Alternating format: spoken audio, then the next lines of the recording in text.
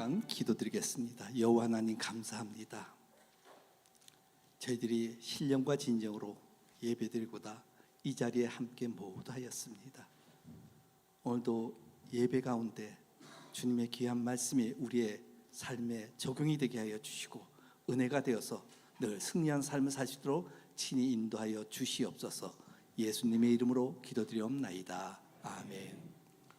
오늘 은혜 받을 말씀은 베드로후서 1장 19절에서 21절 말씀입니다. 함께 같이 봉독하도록 하겠습니다. 시작. 우리에게 더 확실한 예언이 있어 어두운 데 비치는 등불과 같으니 날이 새어 새벽 떠오르기까지 너희가 이것을 주의하는 것이 가하니라. 먼저 할 것은 경의 모든 예언은 사사로이 풀 것이 아니니 예언은 언제든지 사람의 뜻으로 난 것이 아니요 오직 성령의 감동하심을 입은 사람들이 하나님께 받아 말한 것임이니라. 아멘. 우리 인간은, 사람은 앞으로 10년 뒤에, 아니면 1년 뒤에, 아니면 다음 달에, 아니면 당장 내일에 무슨 일이 일어날지 모릅니다. 너무 변화가 심한 이 세상입니다. 첫째, 지진이 있고요, 토네이도가 불고 난리가 아닙니다. 경제가 아주 힘듭니다. 이러한 가운데 살면서 불확실한 미래 삶 전반에 대하여 알고 싶어하는 것이 우리 인간의 마음인 것입니다. 예언은 이러한 인간의 불안감을 줄여주는 위로의 역할을 합니다. 그래서 많은 사람들이 점들을 보러 갑니다. 한국의 서울에 신당동이라는 데가 있습니다. 원래 이 동대문 바깥에 있었죠. 근데 신들이 점을 치는 곳이 많이 있는 곳이에요. 그곳에 사람을 깜짝 놀라게 하는 광고가 있습니다. 뭐라고 써붙였나 하면 기독교인 대환영, 그렇게 돼 있는 거예요. 기독교인 대환영. 크리스찬들도 거기에 점치러 많이들 간다는 거예요. 지금은 종로 3가, 또한 인사동, 그다음에 역삼역 있는 주위에 사람들이 많이 다니는 곳에 그 점집들이 많이 있다는 것입니다. 그만큼 사람들이 많이 찾고 있습니다. 결국 인간이 예언을 좋아하는 가장 깊은 이유는 불확실한 미래 속에서 확실한 희망을 알고 살고 싶기 때문에 점치러 가고 있습니다. 근데 오늘 본문에 보게 되면은 우리에게 더 확실한 예언이 있어 어두운 데 비치는 등불과 같다라고 말씀하고 있습니다. 아멘. 우리에게 더 확실한 예언이 있다고 성경은 분명히 말씀하셨습니다. 하나님이 말씀하신 것입니다. 성경에는 심판에 대한 예언도 많이 나오지만 이는 심판보다도 우리를 죄에서 회복하게 하셔서 우리를 구원하시고자 하는 언약인 것입니다. 성경에서는 미래를 미리 말씀한 이유가 바로 요한복음 14장 29절에 있습니다. 이제 일이 이루기 전에 너희에게 말한 것은 일이 이를 때 너희로 믿게 하려 함이라 그랬습니다. 이미 말한 일들이 일어날 때 하나님이 이렇게 일이 이루어진다라고 예언하는 모든 말씀이 믿게 하려 한다는 것입니다. 성경의 예언은 단순히 미래를 알고 호기심을 만족하기 위한 것이 아니라 하나님의 역사를 주관하고 있다는 것을 증거하는 것입니다. 할렐루야. 성경의 예언, 하나님의 말씀을 통해 하나님을 신뢰하고 믿음을 굳건히 하고 소망을 가지고 충성하며 오늘 하루도 말씀 가운데 바르게 살 것을 우리에게 가르치고 있는 거예요. 너 미래를 이렇게 하니까 이렇게 될 것이다, 그게 아니에요. 모든 역사가 하나님 주관하고 있어요. 이 지구를 움직이고 모든 우리 한 일거수일동자까지도 다 하나님이 인도하고 계신다는 것입니다. 그래서 마태복음 24장 36절에도 그날과 그때는 아무도 모르나니 하늘의 천사들도 아들도 모르고 오직 아버지만 아신다 그랬습니다. 정말 이 말씀을 귀하게 여겨야 되는 것입니다. 성경에서 우리에게, 인간에게 가장 처음 최초로 준 예언이 무엇입니까? 뭐라고 생각하십니까? 예, 동산 중앙에 있는 과실을 먹지 말라 그랬습니다. 하나님께서 먹게 되면 정령 죽으리라 그랬습니다. 정령 죽으리라 그랬어요. 그런데 이 예언의 말씀을 사단의 유혹에 빠져가지고 그 과실을 먹고 말았습니다. 만일 이 예언의 말씀을 뒤에 어떻게 될 줄 아담이 알았다면 먹었을까요? 아, 내가 영원히 살 수가 있는데 내가 이 과실만 먹으면 나한테 죽음이 온다. 이거 진짜 알았다면은, 나한테 실제가 됐다라 그러면은 그걸 먹었겠냐 이거예요. 하나님의 약속의 말씀을 잊어버리게 한다는 것입니다. 우리 삶 속에서도 하나님이 이렇게 하지 말라 그랬는데 사단의 유혹으로 말미암아 거기에 빠져가지고 시험이 들어가지고 그것을 따먹을 수가 있다는 것입니다. 하나님의 예언 말씀을 범하고 나면 제일 첫 번째 한 행동이 무엇입니까? 그들이 여호와 하나님의 낯을 피하여 동산 나무에 숨었더라 그랬습니다. 그래서 여호와 하나님이 아담을 부르실 때 내가 어디 있느냐라고 물었습니다.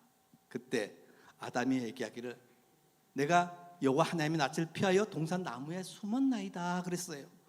그래서 하나님이 아담을 부르면서 내가 벗었으므로 아담이 두려워하여 숨었다 그랬습니다.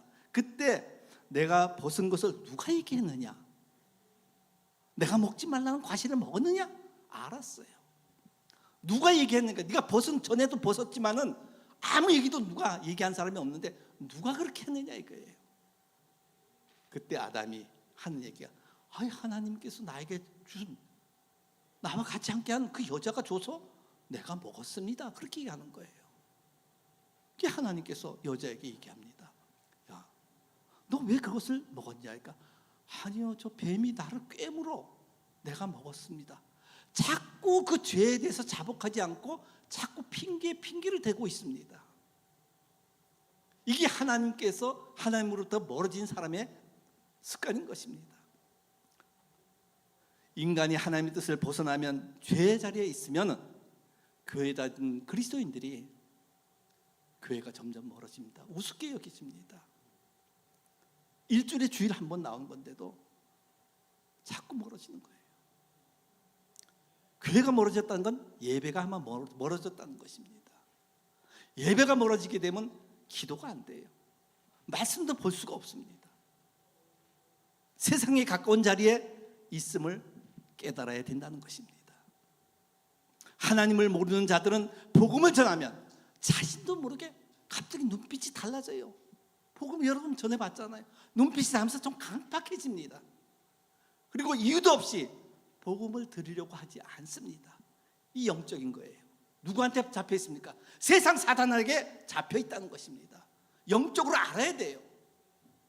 아, 내가 지금 어느 자리에 있는 것인지 알아야 된다는 것입니다. 주님이, 성령이 나에게 내가 어디 있느냐라고 물을 때 나는 어떻게 대답을 할 수가 있겠습니까? 하나님 나에게 하신 이 질문은 심판이 아니라 자신이 행위를 회개할 기회이고 구원을 받을 때인 것을 아시기 바라겠습니다. 구원 받을 때예요. 우리 성도는 얼마나 많은 말씀 속에 지금 살아가고 있습니까? 주일 예배도 이렇게 드리죠. 수요 예배도 드리죠. 그다음 셀모임도 있잖아요.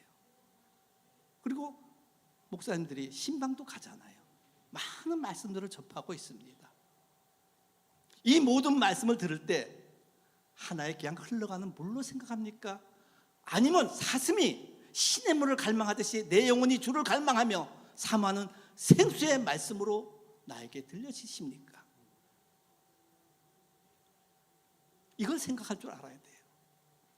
아, 이게 왜 나한테 오늘 주신 말씀일까? 생각할 줄 알아야 된다는 거예요. 성경에는 예언의 말씀을 믿지 않는 자가 몇몇이 나옵니다. 그 중에도 하나, 열왕기하 6장 24절에서 7장까지 있는 말씀인데, 아람 왕 베나닷이 두 번째 이스라엘의 사마리 성을 에워쌌습니다. 에워쌌어요. 성을 완전히 봉쇄하니까 들락날락 하는 사람이 없어요. 그리고 거기다 가문까지 있었어요. 그런데 그 성 안에 먹을 것이 없으니까 나귀 머리 하나에 은 80세겔에 팔린다는 거예요.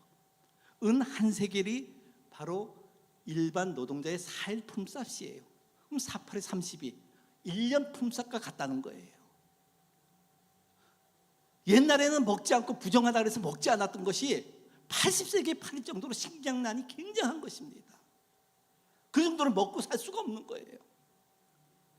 하루는 왕이 성을 이렇게 걸어가고 있었어요.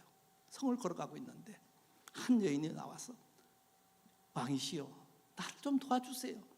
왜? 뭔 내가 도와줄 일이 있느냐? 예. 며칠 전에 저 여자가 나한테 와서 우리 아기를 같이 잡아먹자는 거예요. 같이 잡아먹고 그 다음 날은 자기 아들을 잡아먹게 한다. 자기 아기를 잡아먹게 한다는 거예요. 그래서 같이 나눠서 먹었다는 거예요. 근데 그 이튿날 그 여자한테 아기를 내놓으라니까 없다는 거예요. 감췄다는 거예요. 살만 먹고 했는데 그 아이를 달라니까 없다는 거예요. 참, 왕이 그 말을 듣고 얼마나 기가 막힌지 옷을 찢고 걸어가는데 겉옷 안에 베옷을 입었다 그랬습니다. 얼마나 왕이 힘들었으면 베옷을 입고 걸어가고 있었던 것입니다. 그러면서 왕이 하는 말이, 내가 저주를 각오를 하고 결심하겠다. 엘리사의 머리가 오늘 그대로 붙어 있다면 하나님이 나에게 벌 위에 벌 내리기를 하더라도 내가 달게 받겠다 그랬습니다. 왜 엘리사를 그렇게 저주하느냐 하면은 한 사건이 있었어요. 열왕기하 6장 13절 이하에 보면은 이 아람 왕이 자기 집 침상에서 얘기한 것까지 이스라엘에서 다 알고 있는 거야. 그 신하가 그러는 거예요. 한 신하가 거기는 선지자가 있어가지고 우리가 침실 속에서 얘기한 것까지 다 안다는 거예요. 그래? 그러면 그 엘리사가 어디 있느냐? 도단이라는 성에 있다는 거예요. 가자. 도단 성에 사람들을 보내가지고 완전히 에워쌌습니다. 그 이튿날 아침에 그 하나님의 사람 엘리사의 종이 딱 나가보니까 굉장히 많은 병사들이 거기서 둘러싸여 있거든요.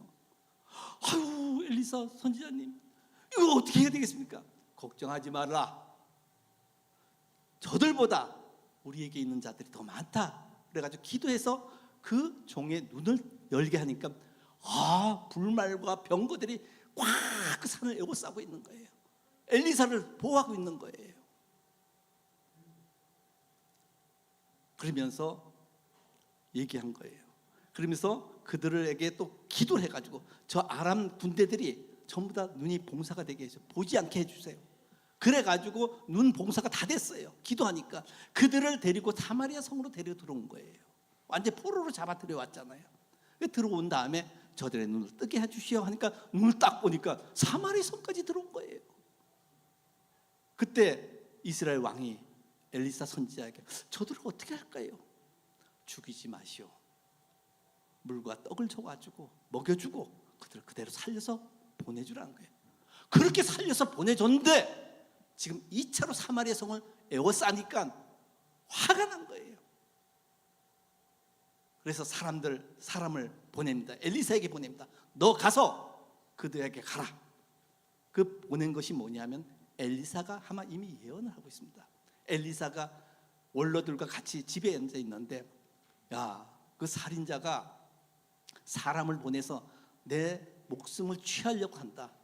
사람이 올 때 문을 꼭 닫고 그를 들이지 말라. 그 뒤에 그를 보낸 자의 주인이 오는 소리가 내게 들린다 라고 했습니다. 그 얘기를 하고 있는데 바로 왕이 들어온 것입니다. 그리고 왕이 들어와서 하는 얘기가 뭐라 그러냐면은 우리가 받는 이 모든 재앙을 보아라. 이런 재앙이 여호와께로부터 왔는데 내가 어찌 주께서 우리를 도와주시기를 기다리겠느냐. 지금 내가 기다릴 정도가 아니라는 거예요. 직접 엘리사에게 와가지고 여호와 하나님의 뜻을 물으러 온 것입니다. 물으러 왔어요. 그때 엘리사가 그곳에 있는 모든 사람과 왕에게 예언하기를 열왕기하 7장 1절에 말씀하고 있습니다. 같이 읽어보겠습니다. 시작. 여호와의 말씀을 들을지어다. 여호와께서 가라사대 내일 이맘때 사마리아 성문에서 고운 가루 한 사에 한 세겔을 하고 보리 두 수아에 한 세겔을 하리라 하셨느니라. 아니 나귀보리 하나에 80세겔을 은 80세겔씩 했던데 내일 이맘때라 그랬습니다. 그 얘기를 들은 왕을 순회하는 경비대장이 즉각 반박하기를 여호와께서 당장 하늘에 있는 창고문을 연다 할지라도 그런 일이 있을 수 있습니까? 라고 반박을 했습니다. 그때 엘리사가 그에게 말하기를 당신이 직접 눈으로 그런 일을 보기는 하겠지만 그 곡식은 먹지 못할 거란 거예요. 너 그걸 볼 수 있다. 내일 이맘때 그런 일이 있는 걸 볼 수 있는데 너는 그 곡식을 먹지 못한다는 거예요. 이 얘기를 할 동안에 성문 바깥 사건이 나옵니다. 거기 문둥이 4명이 있었는데 문둥이는 같이 성 안에 사람들하고 같이 살 수가 없잖아요. 그게 바깥에 있는데 거기서도 먹을 게 없어. 성 안에 들어가면 맞아 죽지. 여기 있으면 그냥 굶어 죽지. 아야 우리 차라리 저 가서 아람 군대 가가지고 우리가 먹을 것 좀 달라고 구걸하자. 저들이 죽으면 죽고 살리면 살고 죽으면 죽으리라 하고 가자. 갔습니다. 가는데 어떤 사건이 있냐면은 이 아람 군대들이 웬 병거 소리가 막 나는 거예요.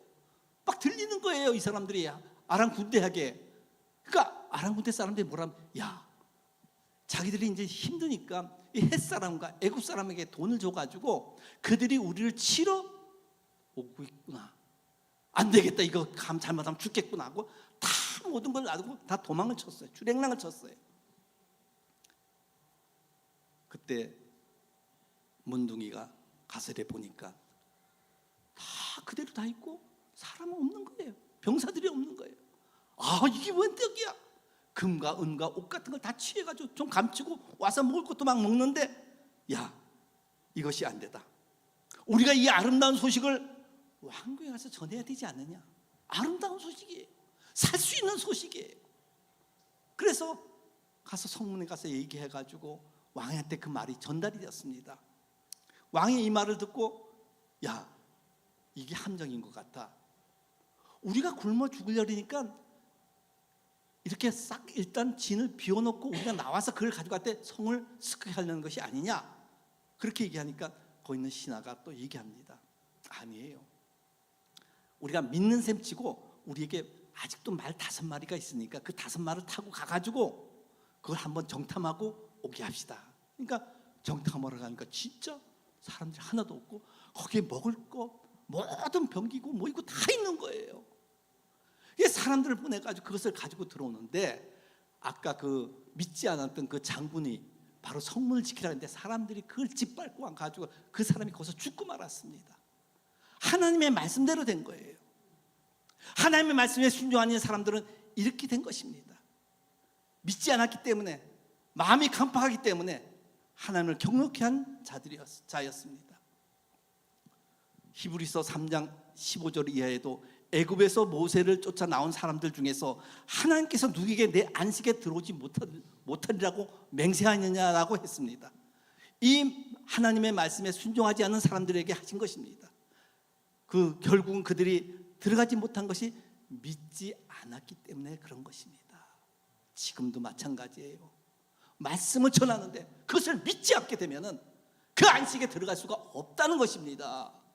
그냥 하는 얘기가 아니에요. 주님이 하신 말씀인 것입니다. 결국 그들이 들어가지 못한 것은 믿지 않았기 때문에 마음이 강팍하게 하나님을 경노케 한 자들이라고 그렇게 말씀하고 있습니다. 제가 미국에 와서 팔레타인 지역에서 처음 베델 침례교회를 할 때 한 회사를 다니고 있었습니다. 그때 개척교회 하기 때문에 먹고 살기 했기 때문에 일도 해야 됐습니다. 근데 그 회사가 건설업 비슷한 걸 좀 하는 거예요. 근데 하루는 사장이 웬 도면을 갖고 들어왔어요. 도면을 갖고 들어와서 내가 세탁소를 증축하기로 했다는 거예요. 그러세요? 어디 도면 좀 봅시다 해가 도면을 쭉 봤어요. 저는 수많은 도면을 봤거든요. 그 도면 딱 보고 나서 문제점이 뭐가 있습니다. 뭘 보완해야 됩니다. 라고 해가지고 적어가지고 그 세탁소 사장을 오시라 그래가지고 킥오프 미팅을 했어요. 처음 시작하는 미팅을 했어요. 그래가지고 일을 시작하게 되는데 이분이 인버넌스에 살았댔는데 그 세탁소에 단골 손님으로 가다가 자기가 이 세탁소를 증축해야 되니까 우리가 건설업하니까 그거 다 할 수 있습니다. 잘 할 수 있습니다. 그러니까 그러시냐고 말을 잘하거든요. 그래서 서로 계약이 된 거예요. 그런데 그 옆에 있는 건물을 데몰레이션 다 부수고까지는 했어요. 근데 일이 진척이 안 되는 거야. 진척이 안 되니까 이 세탁소 사장은 어떻게 할 겁니까? 안 되겠다. 계약합시다. 내 다른 건설업체 찾겠습니다. 라고 얘기하는 거예요. 그러니까 이 회사 사장이 뭐야 이거 하더니 손해배상을 엄청나게 청구한 거예요. 그래서 서로 법정 논쟁이 벌어졌습니다. 그래서 회사 사장은 변호사를 두세 번인가 바꿔가지고 계속 하는데 그 하는 도중에 제가 회사를 나왔습니다. 온전히 목회만 하기 위해서 나왔어요. 그 다음에 일이 어떻게 되는지 몰랐는데 한 번은 그 동네 옆을 지나가다가 그 세탁소 사장을 만났는데 목사님 잘 만났습니다. 제가 식사 한 끼 대접하고 싶습니다. 그래가지고 식사하러 갔는데 거기서 있었던 일들을 다 얘기하는 거예요. 그 전에 어떤 일이 있었냐 하면은 제가 금요 기도회를 쫙 한 다음에 성도를 위해서 교회를 위해서 간절히 기도하는데 갑자기 그 기도가 이 사장에 대한 기도가 나를 차고 들어오는 거예요. 다른 기도를 못하게 하고 그 기도를 계속하게 하는 거예요. 그때가 기도가 끝나고 나니까 10시예요. 저녁 10시. 그래서 사장한테 전화를 했죠. 사장님, 저 안 목사입니다. 제가 기도하다 보니까 생각이 나서 그러는데 지금 신방 가도 되겠습니까? 그러니까 오라는 거예요. 인버넌스에 있거든. 팔레타인에서 인버넌스 한 10분이면 갑니다. 제 있는 교회에서. 오라는 거예요. 갔습니다. 그 권사님도 나오시고 자녀들도 나오고 그랬는데 내가 그랬어요. 그 고발한 거 취소하세요. 그리고 좋게 끝내십시오. 하나님이 원치 않습니다. 라고 하니까 그 사장이 나한테 화를 내는 거예요. 아니 왜 그쪽 편 드십니까? 하면서 화를 막 내니까 모두가 식구가 다 들어가는 거예요. 다 들어가가지고 겁이 나니까 아빠가 화를 내면 무서우니까 막 그런 거예요. 그래요? 나는 성령이 감동되는 대로 해가지고 그것을 잘 좋게 끝내라 그랬는데 그렇게 화내면 오케이 그렇게 알아서 하세요. 그리고 내가 일어나서 나가려고 그랬어요. 내 바지를 딱 잡는 거예요. 아니 오셨으면 기도해주고 나가야지요. 무슨 기도를 합니까? 하나님 말씀은 전하러 왔는데 안 듣지 않느냐고 듣지 않지 않느냐고 그러니까 그래도 와서 기도해달라고. 그러세요? 앉읍시다 해가지고 기도를 했습니다. 하나님의 뜻이 이루어지게 하여 주시었고 이 가정이 손해보지 않도록 해달라고 했는데 그렇게 기도를 했습니다. 그리고 나왔는데 그 이후에 변호사를 몇 번 바꾸니까 돈이 얼마나 많이 들겠어요. 근데 그 세탁소 주인 사장이 나한테 하는 얘기가 재판장 앞에서 개창피를 당했다는 거예요. 몇 번 재판이 진행되고 나서 재판장이 이건 이렇게 될 일이 아니니까 두 분이 화해하고 좋게 끝내라고. 그러니까 아닙니다. 나는 이 손해배상을 받아야 되겠습니다. 그러니까 그래요? 재판 다시 재개하겠습니다. 오픈하세요. 그래가지고 거기서 그 사람이 지게끔 만들었어요. 그러면서 당신같이 그렇게 하면 법이 그게 쉬운 줄 아십니까? 하면서 막 그런데 그 당시에 사이가 미국 사이가 있었는데 미국 사이도 그 얘기를 다 들었는데 얼굴이 뻘게 가지고 나갔다는 거예요. 여기서 때로는 주의 종들이 성령에 감동하여 말한 것이 무심히 듣든지 강팍하게 들으면 축복과 구원의 기회를 놓칠 수가 있다는 것입니다. 오늘 본문 말씀에도 베드로후서 1장 21절 한번 같이 보겠습니다. 같이 읽겠습니다. 시작. 예언은 언제든지 사람의 뜻으로 난 것이 아니요 오직 성령의 감동하심을 입은 사람들이 하나님께 받아 말한 것임이니라. 할렐루야. 주의 종들도 신방 갈 적에 기한 가는 게 아니에요. 다 기도하다 말씀을 준비해서 가는 거예요. 때로는 어느 성도한테 이 얘기 해주고 싶은데 해주고 싶은 마음이 없어요. 왜? 시험에 들 것 같으니까. 근데 해줘야 할 때가 있어요. 그때 강하게 얘기할 때 그 말씀을 하나님의 말씀으로 받아들이길 주의 이름으로 축복합니다. 또한 예언의 말씀을 불순종하다가 순종한 자가 있습니다. 두 번째 케이스는 열왕기하 5장에 보게 되면은 아람 왕의 군대 나만 장군을 알잖아요. 그는 아람 왕의 군대 장관이었는데 정말 우수한 군대 장관이었어요. 근데 단점이 있는데 문둥병에 걸렸어. 그게 어디 함부로 나서지 못하는 거예요. 근데 그 집에 전에 이스라엘을 치러 갈 때 한 조그만 여자를 잡아왔는데 그를 자기 부인의 종으로 썼는데 그 여종이 자기 부인한테 얘기하기를 저 사람이 사마리아에 있는 우리 선지자한테 가기만 하면은 그 문둥병이 날 거라 그랬어요. 그 소식을 듣고 부인한테 그 소식을 듣고 그래 해가지고 왕한테 갔어요. 이 나만 장군 왕한테 아니 사마리아에 가면은 그 뭐 선지자가 있다는데 그 사람이 문둥병을 고칠 수 있다랍니다. 그래? 야 빨리 가라 빨리 가. 내가 편지 써주고 내가 선물도 줄 테니까 빨리 가라 그랬어요. 가니까 이스라엘 왕한테 오니까 이스라엘 왕이 이거 나 시험 들게 하는 것이 아니냐? 그래가 날 치려고 그러는 것이 아니냐? 막 어쩔 줄 몰랐는데 엘리사 선지자가 그 소식을 듣고 그를 나에게 보내달라 그랬어요. 그게 나만 장군이 말 타고 많은 병거를 거느리고 엘리사 집에 앞에 왔어요. 근데 엘리사가 나와 보지도 않고 자기 시종을 시켜가지고 나가서 요단강에서 7번 씻으면 여전히 그 살이 깨끗해지리라 그렇게 얘기했던 거예요. 나만이 화가 났어요. 내가 누군데 아람 왕의 군대 장관인데 네가 나오지 않고 뭐? 요단강에 가서 거기서 7번 씻으라고? 야 내가 있는 곳에도 물이 더 깨끗해 하면서 돌아가려고 딱 그랬는데 그 옆에 있는 부하가 아니 이거보다 더 큰 일도 하라 그러면 할 수가 있는데 그냥 그렇게 할 겁니까? 7번 씻으라니까 가서 씻어 보십시오. 가만 보니까 그것도 일리가 있어. 자기가 문둥병 낫는 게 소원이거든. 가서 7번 씻으니까 어린아이 같이 살이 깨끗해졌습니다. 마찬가지로 우리도 삶 속에 보게 되면은 내 교만 때문에 잘못하면 일을 그르칠 수가 있다는 것입니다. 내가 누군데 누군 누구야? 하나의 티끌모는 못한 인생이지. 하나님 앞에 나를 내세울 자가 없다는 것입니다. 또한 요나서에 보면 요나는 하나님의 큰 성 니느웨에 가서 너희들의 죄악이 굉장히 크니 내가 그 성을 니느웨 성을 명하리라고 가서 외쳐라 그랬습니다. 근데 요나는 가기가 싫었어요. 왜? 이스라엘을 괴롭힌 그들이기 때문에 니느웨 성에 가서 니들 회개하라고 외치고 싶은 마음이 없어요. 그래서 어디로 갑니까? 정반대인 다시스로 도망갑니다. 마침 거기 보니까 다시스로 가는 배가 있어요. 거기 탔어요. 참 악한 사탄은 있잖아요. 뭐든지 딱 적시적소로 딱 맞춰줍니다. 그래서 가서 다시스로 가는 배를 탔는데 배를 한참 가다 보니까 파도가 치는 난리가 났어요. 사공들이 어떻게 해보려도 안 되는 거예요.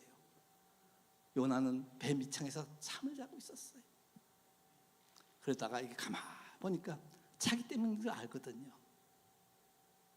사공들한테 여러분 이게 나 때문에 그러니까 내가 하나님을 피해서 내가 도망가다 이랬습니다. 나를 물에 던지세요. 그러니까 처음엔 던질 수가 없었어요. 어떻게 사람을 던져?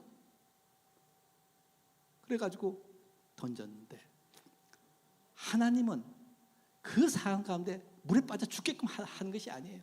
큰 물고기를 준비해가지고 그 물고기 뱃속에 들어가게 한 거예요. 그게 한 수월이라 지옥 같은 데죠.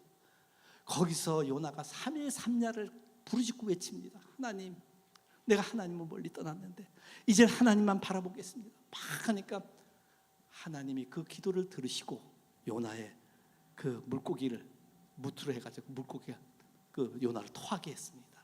그리고 가서 니느웨 성에 가서 외쳤더니까 그들이 회개하는 역사가 일어났습니다. 여러분, 때로는 하나님께서 나에게 어떻게 하라고 한 말씀이 있습니다. 그런데 내가 싫어서, 그러기 싫어서, 그래 손해볼 것 같고 내가 싫어서 피할 때 때로는 나의 삶 속에 오랜 풍랑을 줍니다. 많은 풍랑을 줬는데도 꿈쩍 안 하고 버티는 거예요. 할 때까지 해봐라. 근데 거기서 내가 죽게 되면은 주님께서 무덤에 가서 3일 있다가 부활하신 것처럼 내가 죽게 되면 부활의 역사가 있음을 믿으시기 바랍니다. 그 부활의 역사를 맛봐야 돼요. 처음엔 불순종해가지고 어려움에 있었지만 순종할 때 하나님의 은혜가 나타난 것을 바로 요나는 볼 수가 있었습니다. 때로는 내가 잘못된 길로 갈지라도 하나님을 회개하고 돌이키기만 하면 주님은 우리의 기도를 들으시고 예비된 하나님의 뜻을 이루어주고 계신다는 것입니다. 할렐루야. 분명히 하나님은 우리를 나쁜 길로 인도하는 것이 아니에요. 그 예언의 말씀을 통해 가지고 그 말씀을 지키기만 하면은, 따르기만 하면, 순종하기만 하면은 하나님은 우리를 정말 주님 앞에 감사할 수밖에 없는 은혜의 길로 인도하신다는 것입니다. 또한 성경에는 예언의 말씀을 받은 자가 많이 나와 있습니다. 아브라함이 그랬죠. 아브라함에게 여호와 하나님이 나타나서 내 고향을 떠나 내가 보여준 땅으로 가라 그랬습니다. 그 말씀에 순종하고 본토 아비 집을 떠나서 나갔습니다. 그리고 독자 이삭을 바치라는 명령에도 하나님을 신뢰하여 순종하였습니다. 그때 내가 이 일을 행하여 내 아들을 아끼지 아니하신즉 내가 내게 큰 복을 주리라 해서 아브라함은 큰 민족을 이루는 조상이 되었고 모든 민족이 그를 통해서 복받는 복의 통로가 됐음을 믿으시기 바랍니다. 믿는 자에게는 이러한 증거가 나타난다 그랬습니다. 또 한나도 마찬가지입니다. 한나는 아이가 없었잖아요. 제사장의 부인으로서. 근데 한 번은 기도원에 가서 기도 초소에 가가지고 기도를 하는데 입술을 다싹 하니까 엘리사가 딱 보니 아니 저기 포도주에 취했나? 왜 포도주를 너무 마셨나? 그러니까 아니에요. 제 마음이 너무 아파가지고 그냥 하나님 앞에 토로한 거예요. 부르짖은 거예요. 속으로 부르짖은 거라는 거예요. 그러냐? 엘리 제사장이 그에게 얘기합니다. 평안히 가라. 이스라엘 하나님이 너의 기도하여 구한 것을 허락하시기를 원하노라. 바로 예언의 말씀을 한 거예요. 엘리 제사장은 나중에 죽지만은 좀 약간 좀 낮은 제사지만 그래도 축복하면 하나님이 그걸 들어주신 거예요. 우리가 구약에 보면 나이가 많은 아버지한테 가서 곧 죽어 돌아가신 아버지한테 가서도 머리 디밀고 축복해달라는 건 축복권이 거기에 있다는 것입니다. 집안에도 어른이 정말 예수 잘 믿고 정말 하나님 뜻 안에 있는 엄마, 아버지, 할머니들이 축복권이 있는 거예요. 교회에서는 목사님들에게 축복권이 있는 거예요. 또한 히스기야 왕이 그랬습니다. 히스기야 왕은 죽을 병에 걸렸을 때 이사야 선지자가 분명히 얘기했어요. 당신은 분명히 죽을 것이고 이제 유언을 남기라 그랬습니다. 그런데 히스기야가 어떻게 했습니까? 벽을 향하여서 나의 하나님 아버지, 나의 한 일을 기억하여 주시옵소서 하고 막 부르짖고 눈물을 흘리고 기도했더니까 선지자가 성 가운데를 지나가는데 여호와 하나님 말씀이 임했습니다. 야, 히스기야의 기도를 내가 들었다. 그 히스기야 왕한테 가서 내가 살 것이라고 얘기해 주라 그랬습니다. 15년의 생명을 연장시켜 줄 것이라 그랬습니다. 그 말씀대로 15년의 생명을 연장 받았습니다. 엘리야를 보십시오. 열왕기상 17장 18장에 보면 이스라엘의 9왕이 하나님을 범죄함으로 말미암아 하나님께서 계시를 받아가지고 바로 엘리야 선지자가 기도를 하니까 3년 6개월 동안 비가 오지 않았어요. 근데 하루는 또 엘리야 선지자에게 임해서 가서 기도해라. 비가 다시 오리라 그랬어요. 그게 비가 오지 않게끔 기도하니까 비가 끊겼고 비가 오기를 하니까 비가 내렸습니다. 갈멜산에서 하나님께 기도할 때 하늘에서 불이 떨어졌어요. 이루어졌습니다. 재물을 다 태웠습니다. 하나님의 능력이 이스라엘 가운데 나타난 것입니다. 베드로를 보세요. 밤새 고기를 잡았지만 하나도 못 잡았어요. 그물을 씻고 있는데 주님이 오셔가지고 깊은 데 가서 그물을 내려라 그랬습니다. 말씀을 한 다음에 깊은 데 가서 그물을 내리라는 거예요. 그러니까 베드로가 아니 내가 여기서 잔뼈가 굴렀는데 깊은 데 가서 그물을 내리면 하나도 안 잡히는데 왜 거기 가서 그물을 내리라고 하니까, 근데 말씀에 의지하여 내가 그물을 내리리라 하고 그물을 내렸더니까 그물이 찢어질 정도로 많이 잡힌 것입니다. 하나님의 말씀은 그 모든 것이 예언의 말씀에 순종할 때 그러한 축복이 이루어지는 것입니다.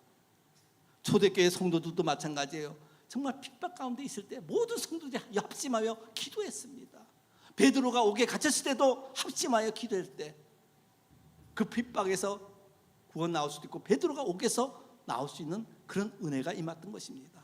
이 공동적인 특징이 뭐냐면 이들의 삶에서 하나님을 신뢰하며 기도했습니다. 하나님의 말씀을 믿었습니다. 말씀대로 순종했습니다. 그러면 하나님은 자신의 때에 응답하시고 축복해 주시는 하나님인 것을 여러분 기억하시기 바라겠습니다. 예수님께서도 이렇게 말씀하셨습니다. 요한복음 15장 7절에 너희가 내 안에 거하고 내 말이 너희 안에 거하면 무엇인지 원하는 대로 구하라 그리하면 이루리라. 쉬운 말 같지요. 정말 주님의 말씀이 내 안에 같이 있다면, 그분이 같이 있다면 무엇인지 주님의 이름으로 구할 때 하나님이 응답하십니다. 왜? 내 욕심으로 구한 것이 아니라 주의 하나님의 은혜의 말씀 가운데 그분 뜻대로 구하기 때문에 그것은 분명히 이루어지고 마는 것입니다.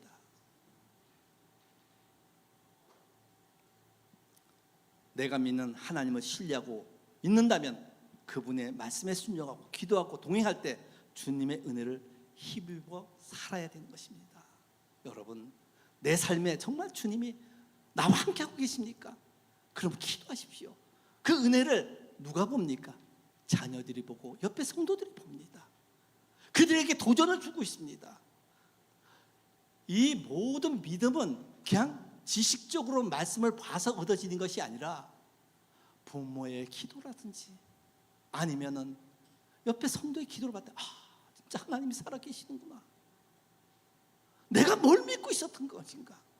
그러면서 그들도 어려울 때 주님의 말씀을 붙잡고 기도하는 모습이 있다는 것입니다. 기도와 순종은 성경에서 항상 함께하고 있습니다. 기도는 하나님을 신뢰하는 표현이고 순종은 그 믿음을 행동으로 나타나는 것입니다. 하나님께서 이러한 믿음의 삶을 귀하게 여기시고 하나님 뜻 안에서 풍성한 은혜를 베푸신다는 것입니다. 우리에겐 더 확실한 예언이 있습니다. 그것은 어둠에 비치는 등불과 같다라고 했습니다. 빛 대신 주님 안에 거하게 있는 것입니다. 이 확실한 예언은 사람의 뜻으로 난 것이 아니라 성령의 감동으로 기록된 성경과 또한 성령으로 감동된 사람이 하나님께 받아서 말하는 것입니다. 우리 각자가 정말 내게 성령 충만에 있다면 그 안에 있는 성령으로 말미암아 예언의 말씀도 준다는 것입니다. 그러한 은혜가 우리 모든 성도에게 임하길 주의 이름으로 축복합니다. 우리 다 같이 일어나셔가지고 이 몸의 소망 부행가, 우리의 소망은 오직 예수뿐인 것입니다. 그 마음을, 간절한 마음을 갖고 함께 찬양하시겠습니다.